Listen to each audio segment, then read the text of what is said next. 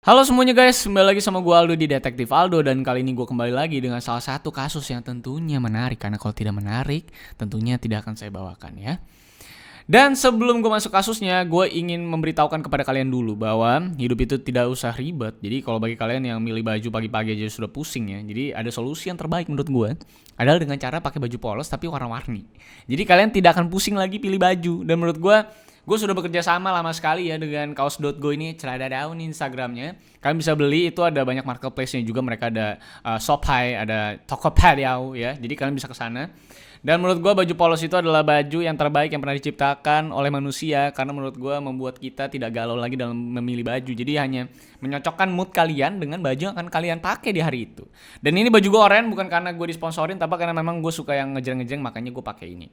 Dan menurut gue kaos.go itu harganya cukup affordable karena 250.000 itu promonya. Dan kalian langsung bisa dapetin baju kaos polos dengan bahan yang sama kayak di mall-mall yang harganya mahal banget. Kalau di mall tuh mungkin 250.000 tuh baru dapat satu, di sini udah dapat 4. Bahannya sama persis menurut gue. Jadi kalau misalnya kalian pengen punya baju polos atau pengen beli baju polos, silahkan untuk ke kaos.go karena lagi promo juga. Dan foto gue tuh ada di Instagram itu gitu. Jadi sekalian promosi gue. Oke, nah kali ini kasus yang mau gue bawa ini adalah soal pembajakan pesawat Egypt Air atau maskapai Mesir ya, official dari negara Mesir. Dan memang kalau ngomongin masalah Egypt Air, ini adalah salah satu maskapai yang langganan banget dibajak pada masa-masanya. Jadi menurut gue pembajakan yang terjadi itu memang sering terjadi di daerah-daerah yang penuh konflik gitu ya. Salah satunya memang di daerah-daerah dekat Egypt atau Mesir. Nah, yang menarik adalah bagaimana proses terjadinya, karena memang ini di breakdown dengan cukup detail jam per jamnya gitu ya. Kalau biasa pemerintah tuh masih sering bisa dibilang menutupi prosesnya, tapi Egypt Air ini memberikan cukup jelas masalah kronologi terjadinya pembajakan ini. Nah, gue akan ceritakan kepada kalian, tentunya nanti kita akan juga prosesnya apakah sekeren pembebasan Kopassus terhadap Garuda yang pada saat itu dibajak, yang video gue cukup banyak yang views juga tuh pada saat itu. Jadi mungkin gue rasa kalian tertarik dengan kasus-kasus pembajakan, dan ini dinilai menjadi salah satu pembajakan paling berdarah yang pernah terjadi di muka bumi ini. Karena masalah strategi dan aksinya memang kurang dipikirkan matang, dan memang terkait dengan para pembajaknya juga cukup sadis. Jadi mari kita mulai kasusnya. Sebelum itu silakan untuk like, share, dan subscribe dulu pastinya untuk support channel ini, karena memang sering dolar kuning ya. Jadi support kalian tuh sangat berarti buat gue. Dan pastikan juga follow gue di @rivalsantosa, gue dari Instagram, ada di Twitter. Kalian di sana bisa DM gue kasus yang menarik. Lagi-lagi gue nggak bisa berjanjikan atau menjanjikan ya bakal balas satu persatu, tapi gue akan baca satu persatu kok, tenang aja gitu ya. Dan pastikan juga kalian kalau mau lihat pikiran-pikiran gue yang lain, kalian bisa ke Twitter gue. Oke, mari kita mulai kasusnya dan kita mulai intronya dulu guys. I lost myself. I waited still. Oke, sebelum gue masuk ke pembahasan dari kronologi dari pembajakan Egypt Air ini, gue pengen kasih ke kalian dulu tahu tentang konteks di aviation security-nya dulu. Jadi pada masa-masa 1985, aviation security itu belum seketat sekarang, belum se-advance sekarang. Dan memang baru melakukan perkembangan itu pasca 9/11 atau 9/11 di tahun 2001 pada saat itu di Amerika, yang berujung dengan robohnya Twin Tower di Amerika. Dan memang 2006 itu lebih advance lagi di saat para penumpang itu tidak boleh membawa yang namanya liquid ke cabin. Dari ukuran berapa atau berapa mili gitu gue lupa, yang memang terkait dengan penemuan Inggris soal bom peroxide. Jadi konteks ini gue bawa supaya kalian gak nanya kenapa pembajak ini kok bisa bawa senjata api gitu segala macam. Dan memang karena memang sangat berbeda dengan security guard yang ada sekarang. Sekarang kita security-nya tuh double check, triple check bahkan gitu ya. Beberapa di negara-negara yang maju juga lebih ketat lagi yang namanya security-nya. Jadi gue kasih tau kalian dulu konteksnya seperti apa gitu ya, aviation security pada masa itu. Nah, oke, kita mulai ke kronologinya nih. Jadi kronologi ini atau pembajakan Egypt Air ini terjadi tepatnya pada 23 November 1985, tepatnya jam 9 malam hari Sabtu waktu Mesir. Egypt Air Flight 648 atau 648 itu Boeing 737 itu take off membawa 92 penumpang dan juga 6 kru. Punya jadwal terbang itu dari Athens Airport Yunani menuju Kairo, Mesir. Lalu pada pukul 9.15 malam, jadi setelah 15 take off, itu para flight attendants itu mulai memberikan koran kepada para penumpang, khususnya di first class dan business classnya. Dan di jam tersebut juga para pembajak ini juga ikut beraksi. Jadi 15 menit setelah take off, setelah di udara, itu para pembajak juga langsung beraksi. Dimulai dengan pemimpin dari pembajakannya ini itu mendobrak masuk ke dalam kokpit tempat para pilot duduk gitu ya. Dan juga yang dua lagi itu menjaga bagian depan dan belakang badan pesawat, yang semuanya itu memakai topeng dan memperlihatkan senjata dan granat sambil berteriak "Don't move" kepada para penumpang dengan bahasa Arab. Lalu pada 9.20 malam, itu para penumpang ini dimintai tuh untuk menyerahkan paspor mereka. Tujuannya apa? Adalah untuk menyortir warga negaranya. Jadi para pembajak ini pengen tahu penumpang dari mana aja yang ada di pesawat ini. Nah, lalu pada jam 10 malam tepat, ada salah satu penumpang yang belum memberikan pasportnya dan ternyata dia adalah security guard Mesir. Jadi kalau misalnya ngomongin security guard ada di pesawat, biasanya memang setiap penerbangan itu biasanya itu ada penumpang-penumpang yang menyamar gitu ya. Padahal dia itu adalah security guard untuk bisa yang namanya mengendalikan kalau terjadi pembajakan seperti ini. Dan itu adalah tugasnya security guard yang menyamar jadi penumpang. Dan saat itu para teroris ini saat meminta itu belum tahu bahwa dia adalah security guard. Tapi memang bukannya ngasih paspor, ternyata security guard ini malah ngeluarin pistol dan nembak mati pemimpin pembajak ini, yang memang akhirnya terjadi baku tembak juga sampai security guardnya juga ikut cedera, dan begitu juga beberapa penumpang. Dan aksi tembak menembak ini juga merusak badan pesawat yang ngebuat pesawatnya akhirnya menjadi depressurized dan masker oksigen langsung keluar. Jadi di ketinggian tertentu itu pesawat bisa terjadi yang namanya depressurized kalau memang ada badan pesawat yang tiba-tiba bolong gitu. Nah, setelah terjadinya depressurized inilah para pembajak yang tersisa ini kan ada 2 orang gitu ya. Lalu bilang kepada para penumpang untuk jangan bergerak. Dan mau tak mau pada jam 9.30 malam waktu negara Malta, Egypt Air ini mendarat di Malta untuk membetulkan pesawat. Lalu memang informasi pembajakan ini sudah tersebar ke negara Malta dan Perdana Menteri Bonici, itu Perdana Menterinya Malta, juga sudah berada di control tower untuk berkomunikasi dengan pembajak. Sambil Bonici ini juga ikut yang namanya diskusi dengan pemerintahan Mesir, karena kan maskapainya maskapai Mesir gitu ya, untuk mengambil berbagai keputusan. Dan pada saat itu pembajak melakukan permintaan bahan bakar dan juga teknisi untuk membetulkan pesawat yang sudah tertembak ini dan sudah mengalami yang namanya depressurized. Dan permintaan keduanya adalah ambulans dan juga dokter karena ada beberapa penumpang yang terluka karena aksi baku tembak yang terjadi antara security guard dan juga pemimpin pembajak yang sudah meninggal juga. Lalu beberapa menit kemudian permintaan keduanya dikabulkan dan dokter memasuki pesawat untuk merawat beberapa penumpang yang terluka karena aksi baku tembak yang terjadi. Lalu pemerintah Malta ini mengatakan bahwa tidak akan memberikan yang namanya bahan bakar sampai para penumpang itu bisa dilepaskan dari pesawat. Dan setelah beberapa saat berpikir, para pembajak ini menyuruh Kapten Galal, yaitu pilot dari Egypt Air ini, untuk membawa 2 orang penumpang yang terluka dan 2 pramugari untuk turun dari pesawat. Jadi diantarin sama Kapten Galal, setelah diantarin Kapten Galalnya kembali masuk. Karena kan Kapten Galal yang nerbangin pesawat gitu ya, karena memang tujuan mereka adalah untuk ngisi bahan bakar, betulin pesawat lalu pergi lagi.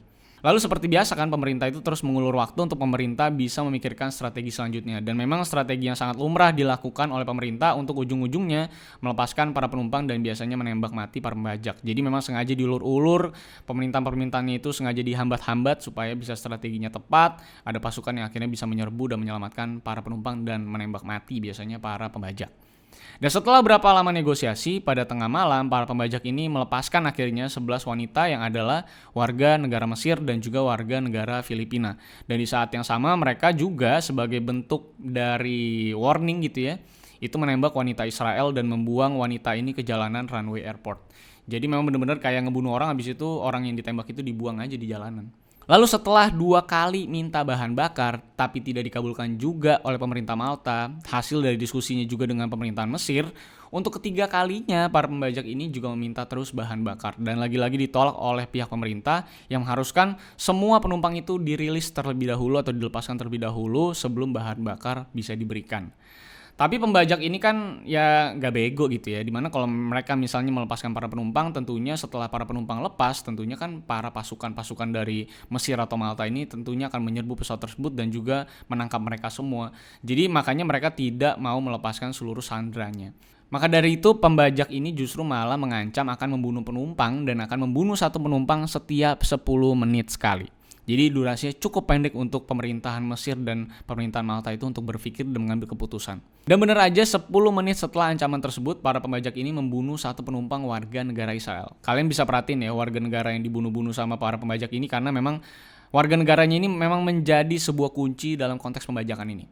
Dan memang setelah menembak atau membunuh satu penumpang yang adalah warga Israel, itu akhirnya mereka itu diancam balik sama pemerintah kalau memang akan bunuh penumpang lagi, pemerintah tidak akan memberikan bahan bakar yang mereka perlukan. Nah, dari ancaman balik pemerintah kalian bisa tahu strateginya bahwa memang sepertinya pemerintahan Malta atau Mesir itu tidak peduli dengan penumpang yang di dalam sebenarnya, gitu ya. Kira-kira seperti itulah pemikiran gue. Dan karena para pembajak ini juga kesel nggak dikasih bahan bakar juga untuk pergi dan kabur dari Malta, mereka kembali nembak satu wanita lagi yang juga adalah warga negara Israel. Lagi-lagi negara Israel. Dan 10 menit kemudian menembak seorang penumpang warga negara Amerika.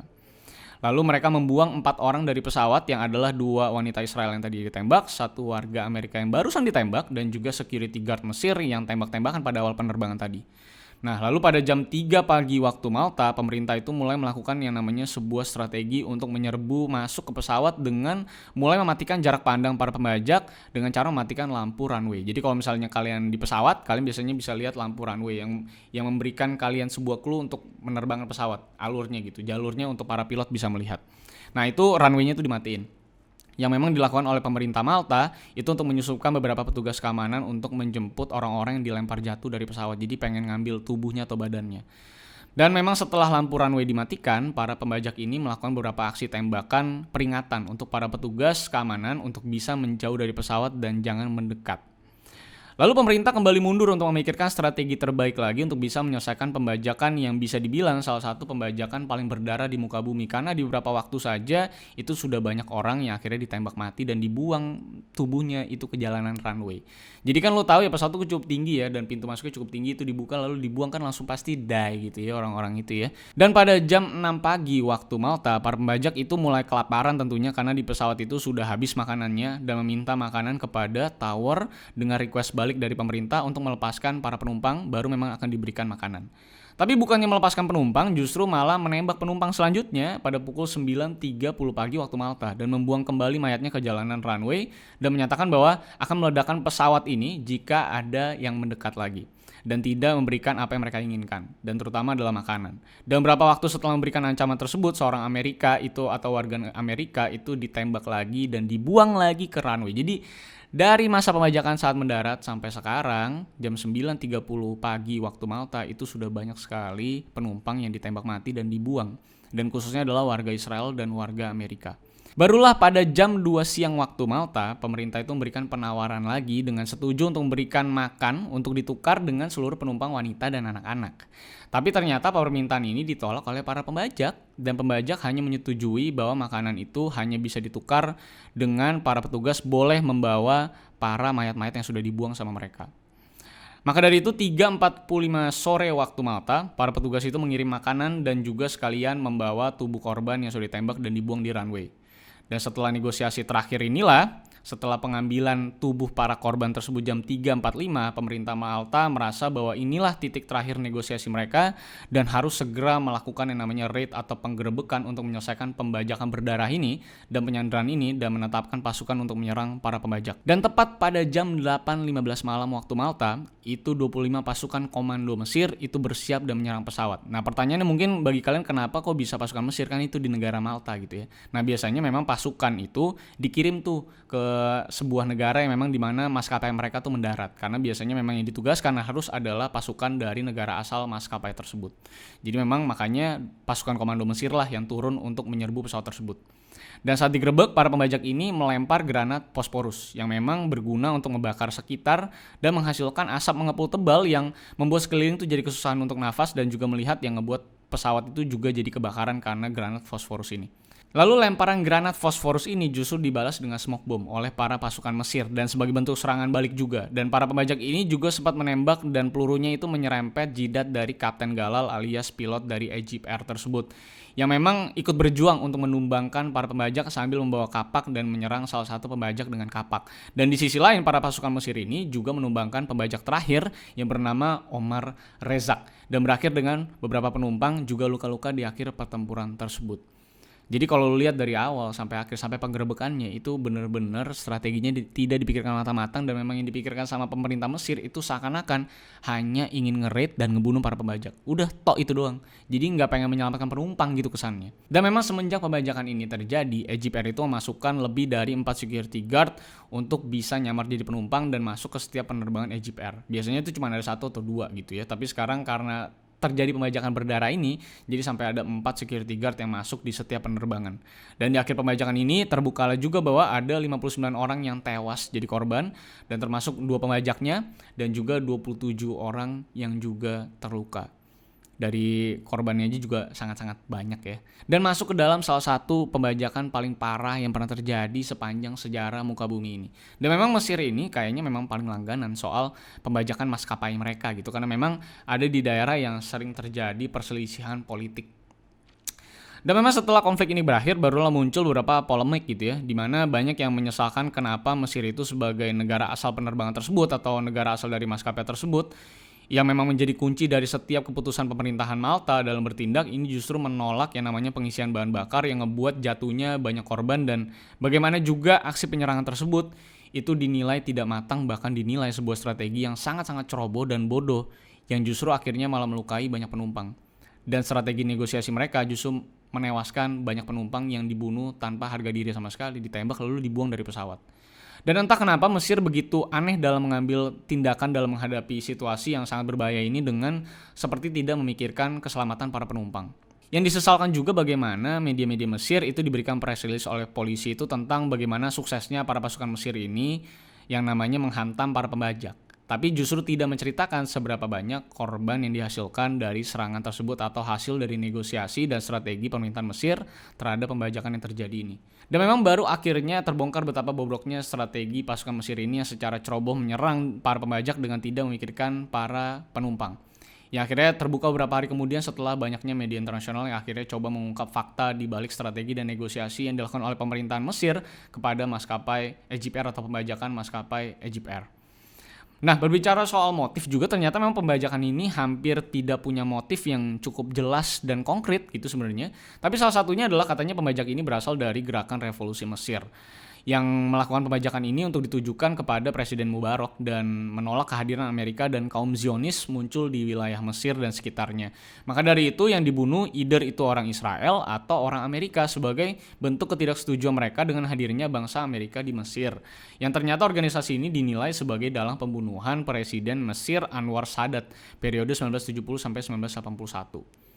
Tapi beberapa waktu kemudian juga baru ditemukan bahwa pembajak yang tersisa yang adalah Omar Rezak ini adalah anggota dari Abu Nidal, seseorang yang memang juga adalah kelompok teroris besar di asalnya Palestina yang melakukan penyerangan di lebih dari 20 negara pada era 80-an.